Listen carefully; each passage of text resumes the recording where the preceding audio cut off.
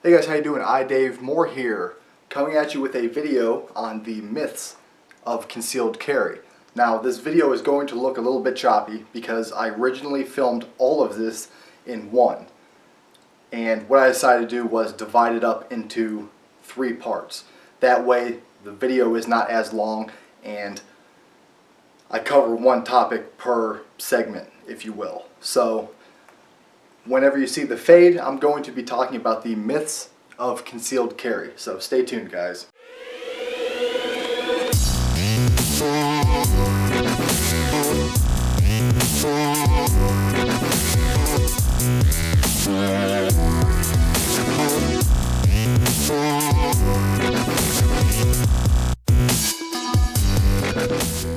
I'm going to dive right into it and start with myths. Now, I do have some notes here, so if you see me glance down, it's because I'm reading my notes to make sure that I don't skip over anything. So, myths. One myth is that the gun has to be really small to conceal. That you need to have some type of pocket pistol, some tiny gun, in order to conceal properly. So, that is a myth. Reason why is, number one, I carry a full-size gun outside of the waistband and I conceal it just fine. So, I don't know if you can see it. Maybe it's printing, maybe it's not. But I talked before about how I don't really care if it prints and the reasons why. So, on small guns, number one, smaller guns are hard to draw. When you have a really tiny grip, then when you go to draw that gun, you only have so much area to grab. And if you miss it, well, you missed it. So you need to try again and just make sure, and you're going to end up fighting yourself. You're going to end up fighting the gun to get it out because you can't fucking find it. So, myth, you need a small gun to conceal. False, obviously. Another reasons are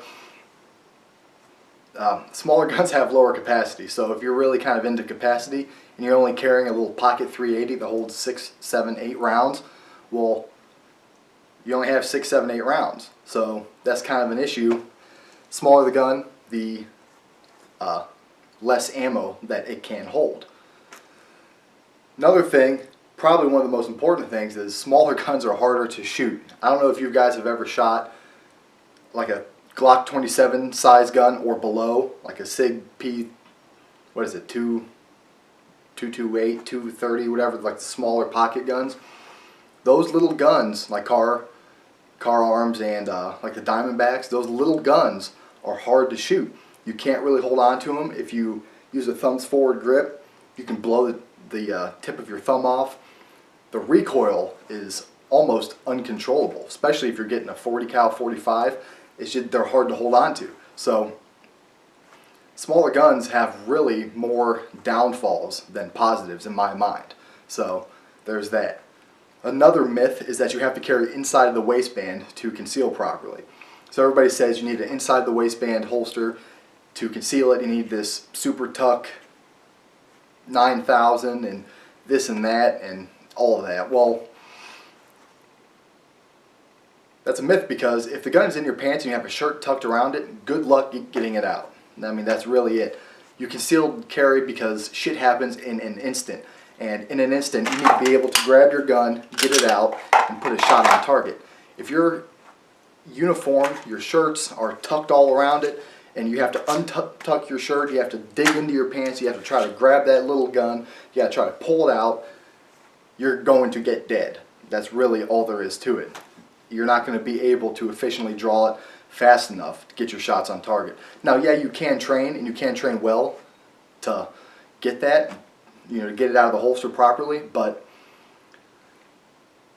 isn't it just easier to pull your shirt up, grab the gun, and get your shot on target? So that's kind of my opinion. That's why that is a myth. It's very hard to get around all of your shirts and shit and get your hand into your pants. So that's something to think about.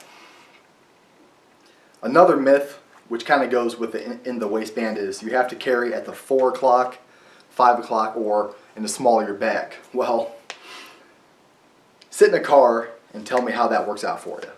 That's really all I have to say about that. There's been police officers who have carried a bunch of accoutrements on their back and they've been injured. Reason being, if you live in a snowy environment, have you ever fallen on ice? Because I have. And where do you fall? Right on your fucking back. And if that gun, if that hunk of metal is there, you are going to fuck your back up. And that's really it. I mean, that's common sense. Trying to draw the gun from the back might be fine, but if you need to reholster it, can you do it? Can you not shoot yourself in the ass crack? If you use your gun as self-defense and the police come, you better have that gun reholstered. And if you can't reholster it from that position, you can't draw it quickly, or if you're in a car and you're getting carjacked and you can't get that gun out of there because your seatbelt is holding you in and all that, well, that fucking sucks. So that's one reason, that's multiple reasons why you don't carry behind your back. And I mean, I feel that that's common sense.